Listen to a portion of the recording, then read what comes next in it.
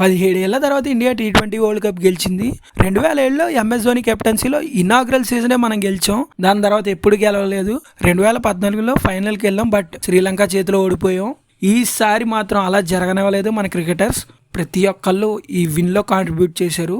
వాళ్ళు బాగా ఆడారు, వీళ్ళు బాగా ఆడలేదని చెప్పి ఎవరిని పాయింట్అవుట్ చేయలేం. Every player deserves and appreciation. ముందుగా మనం ఫైనల్ మ్యాచ్ గురించి మాట్లాడుకుందాం. ఇండియా టాస్ గెలిచి బ్యాటింగ్ ఎంచుకుని 26 ఓవర్లో 176 పరుగులు చేసింది. విరాట్ కోహ్లీ ఇంతకు ముందు మ్యాచ్ వరకు ఫామ్ లో లేడు, బట్ కరెక్ట్ టైంలో ఫామ్ లోకి వచ్చి చాలా బాగా ఆడాడు. అక్షర్ పటేల్ కూడా నెంబర్ 5లో వచ్చాడు. 31 బంతుల్లో 47 పరుగులు చేశాడు. తనకి ప్రమోషన్ ఇచ్చారు ఈ మ్యాచ్ లో. ఆ ప్రమోషన్ ని కరెక్ట్ టైంలో చాలా బాగా యూజ్ చేసుకున్నాడు. సౌత్ ఆఫ్రికా స్పిన్నర్స్ అయితే ఊరమాస్ కొట్టాడు. అండ్ విరాట్ కోహ్లీ చాలా స్లో అయిపోయాడు. ముఖ్యంగా సింగిల్స్ మీద ఫోకస్ చేసాడు మిడిల్ అవర్స్ లో.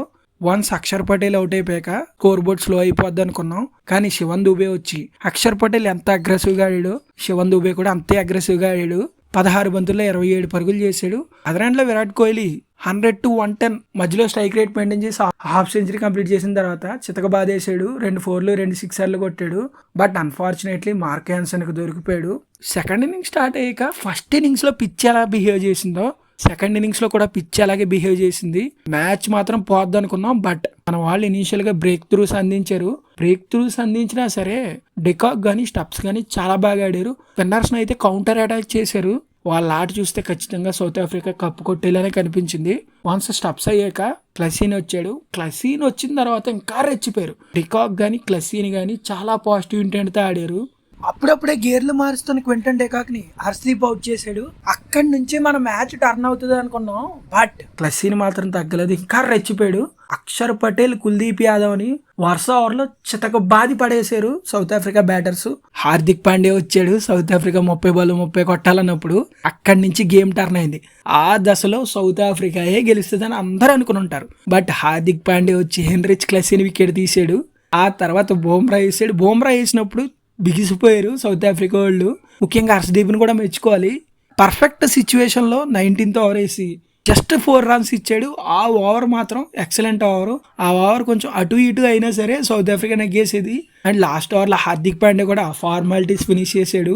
హర్షదీప్ గానీ, హార్దిక్ గానీ, బూమ్రా గానీ ఎక్సలెంట్ బౌలింగ్ చేశారు. స్పిన్నర్లు ఎలా ఉన్నా సరే ఈ మ్యాచ్ ని మనకి ఫాస్ట్ బౌలర్స్ గెలిపించి పెట్టారు. బౌలింగ్ లో, బ్యాటింగ్ లో అయితే అక్షర్ పటేల్ గానీ, విరాట్ కోహ్లీ గానీ, దుబే గానీ ఎక్సలెంట్ బ్యాటింగ్ చేశారు. ఓవరాల్ గా మన ఇండియా వాళ్ళు ఫైనల్ అద్భుతంగా పర్ఫామ్ చేసి మనకి వరల్డ్ కప్ తెచ్చిపెట్టారు. సూర్యకుమార్ యాదవ్ గురించి చెప్పడం మర్చిపోయాను. లాస్ట్ ఓవర్ ఫస్ట్ బాల్ లో మిల్లర్ క్యాచ్ పెట్టాడు బౌండరీ చివర. ఆ క్యాచ్ మాత్రం మామూలు క్యాచ్ కాదు, మ్యాచ్ విన్నింగ్ క్యాచ్ అని చెప్పుకోవాలి. ఓవరాల్ గా ప్రతి ప్లేయర్ కాంట్రిబ్యూట్ చేసి మనకైతే వరల్డ్ కప్ గెలిపించారు. అండ్ మ్యాచ్ అయిపోయిన తర్వాత విరాట్ కోహ్లీ, రోహిత్ శర్మ రిటైర్మెంట్ ప్రకటించినట్టు చెప్పేశారు. ఇంకా మనం విరాట్ కోహ్లీ, రోహిత్ శర్మల్ని T20 లో చూడడం. న్యూ ఇయర్ స్టార్ట్ అవబోతుంది. బహుశా హార్దిక్ పాండ్యాకి కెప్టెన్సీ ఇవ్వచ్చు T20 లో. అండ్ హార్దిక్ పాండ్యా గురించి కూడా మాట్లాడుకోవాలి. ఇక్కడ IPL స్టార్ట్ అయినప్పటి నుంచి హార్దిక్ పాండ్యాని ట్రోల్ చేస్తూనే ఉన్నారు. ఇన్ఫాక్ట్ హార్దిక్ పాండ్యాని ట్రేడ్ చేసుకున్నప్పటి నుంచి ముంబై ఇండియన్స్ లోకి హార్దిక్ పాండ్యాని ట్రోల్ చేస్తూనే ఉన్నారు. బట్ హార్దిక్ పాండ్యా మాత్రం కరెక్ట్ సిచ్యువేషన్ లో ఇండియా తరఫున రాణించాడు. Hats off to Hardik and hats off to every Indian cricketer. ఇదే ఊపులో నెక్స్ట్ ఇయర్ పాకిస్తాన్ లో జరగబోతున్న ఛాంపియన్స్ ట్రోఫీ కూడా కొట్టేయాలి.